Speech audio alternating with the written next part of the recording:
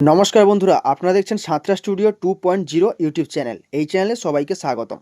এই মুহূর্তে দারুণ সুখবর, ভাতার পরিমাণ বাড়তে চলেছে লক্ষ্মী ভাণ্ডার প্রকল্পে। এবার প্রতি মাসে রাজ্যের মহিলারা পাবেন 2100 টাকা করে। হ্যাঁ বন্ধুরা, রাজ্যের মা বোনেদের আর্থিকভাবে স্বাবলম্বী করে তোলার জন্য 2021 সালে এই লক্ষ্মী ভাণ্ডার প্রকল্প শুরু করেন মাননীয় মুখ্যমন্ত্রী মমতা বন্দ্যোপাধ্যায়। এই লক্ষ্মী ভাণ্ডার প্রকল্প যখন শুরু করা হয়েছিল তখন রাজ্যের মা বোনেরা পেত 500 টাকা থেকে 1000 টাকা। কিন্তু কিছুদিন আগে লোকসভা ভোটের সময় এই টাকা বাড়িয়ে 1000 থেকে 1200 টাকা করেন মুখ্যমন্ত্রী মমতা বন্দ্যোপাধ্যায়। কিন্তু এখন শোনা যাচ্ছে যে ভাতার পরিমাণ বৃদ্ধি হতে চলেছে। তো বন্ধুরা, এই টাকা আপনারা কবে থেকে পাবেন, কারা কারা এই টাকা পাবেন, কারা কারা পাবেন না, এছাড়াও ভাতার পরিমাণ বাড়ানো হবে এ বিষয়ে বিজ্ঞপ্তিতে কী জানানো হয়েছে তা বিস্তারিতভাবে জানাবো আজকের এই ভিডিওতে। তাই ভিডিওটি অবশ্যই প্রথম থেকে শেষ পর্যন্ত দেখতে থাকুন।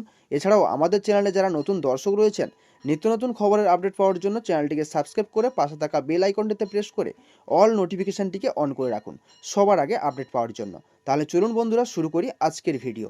অনস্ক্রিন দেখতে পাচ্ছেন নতুন বছরেই মমতার বড় ঘোষণা, লক্ষ্মীর ভাণ্ডারে ভাতা বেড়ে 2100 টাকা হচ্ছে।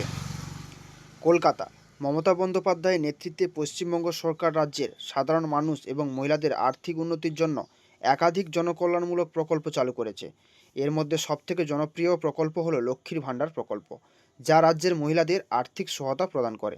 সম্প্রতি শোনা যাচ্ছে এই প্রকল্পের অধীন ভাতার পরিমাণ আরও বৃদ্ধি করা হতে পারে।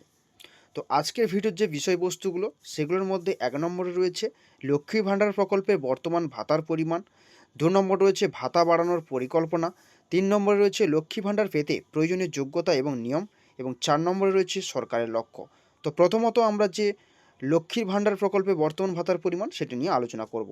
তো দেখুন, এখানে বলা হয়েছে লক্ষ্মী ভাণ্ডার প্রকল্পে বর্তমান ভাতার পরিমাণ।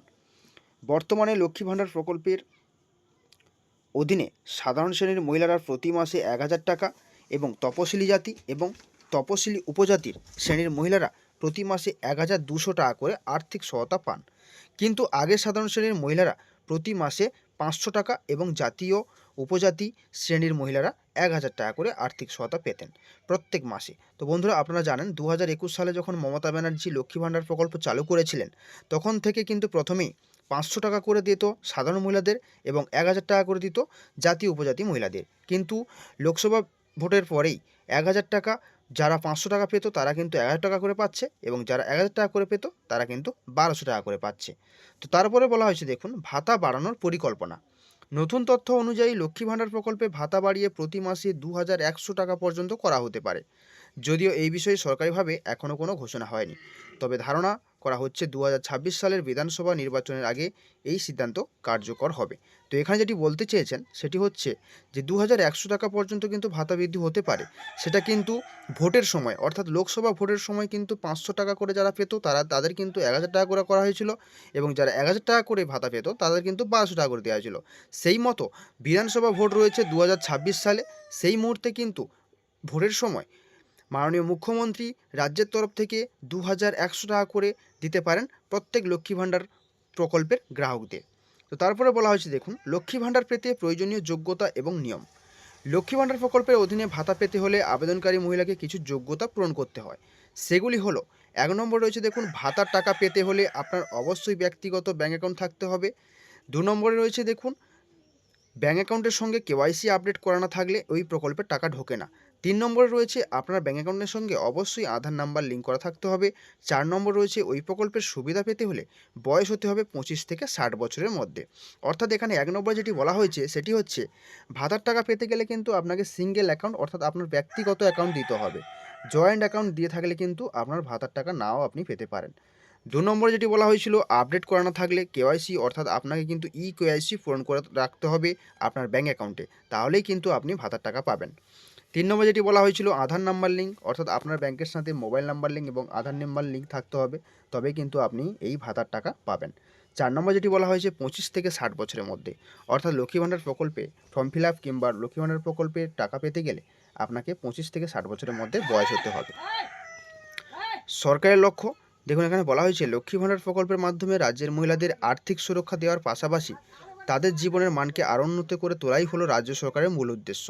যদি ভাতা বাড়ানোর পরিকল্পনা বাস্তবায়িত হয় তবে রাজ্যের মহিলারা আরও বড় আর্থিক সহায়তা পাবেন, যা তাদের দৈনন্দিন জীবনে গুরুত্বপূর্ণ প্রভাব ফেলবে। লক্ষ্মী ভাণ্ডার প্রকল্পের ভাতা বাড়ানোর খবরে রাজ্যের মহিলারা অত্যন্ত খুশি। প্রকল্পের সুবিধা নিতে আবেদনকারী মহিলাকে অবশ্যই দ্রুত ব্যাঙ্ক অ্যাকাউন্ট, কেওয়াইসি আপডেট এবং আধার লিঙ্ক নিশ্চিত করতে বলা হয়েছে। আগামী দিনগুলিতে সরকারের আনুষ্ঠানিক ঘোষণা এই বিষয়ে আরও পরিষ্কার ধারণা দেবে। অর্থাৎ এখানে কিন্তু দৈনন্দিন জীবনে গুরুত্বপূর্ণ প্রভাব ফেলছে। অবশ্যই লক্ষ্মী ভাণ্ডার প্রকল্পের টাকা নিয়ে অনেক মহিলারা আর্থিকভাবে সহায়তা পাচ্ছেন এবং এই সহায়তা পাওয়ার জন্য আপনাকে কিন্তু অবশ্যই ব্যাঙ্ক অ্যাকাউন্ট সিঙ্গেল আপনাকে জমা করতে হবে, তাছাড়া কেওয়াইসি আপডেট করতে হবে এবং আধার নাম্বারের সাথে লিঙ্ক থাকতে হবে আপনার ব্যাঙ্ক অ্যাকাউন্ট। এবং এই যে 2100 টাকা করে আপনারা পাবেন, এটা কিন্তু এখনও অফিসিয়ালভাবে ঘোষণা করা হয়নি বন্ধুরা। এটি 2026 সালের আগে বাড়তে পারে বলে মনে করা হচ্ছে। তাই আনুষ্ঠানিকভাবে যখনই ঘোষণা করা হবে অবশ্যই আপনাদের ভিডিওর মাধ্যমে জানিয়ে দেব। তো বন্ধুরা, আজকের ভিডিওর আপডেটটি ছিল এই পর্যন্ত। পরবর্তী ভিডিওর আপডেট পাওয়ার জন্য অবশ্যই চ্যানেলটাকে সাবস্ক্রাইব করে আমাদের পাশে থাকবেন। ধন্যবাদ সবাইকে ভিডিওটি দেখার জন্য।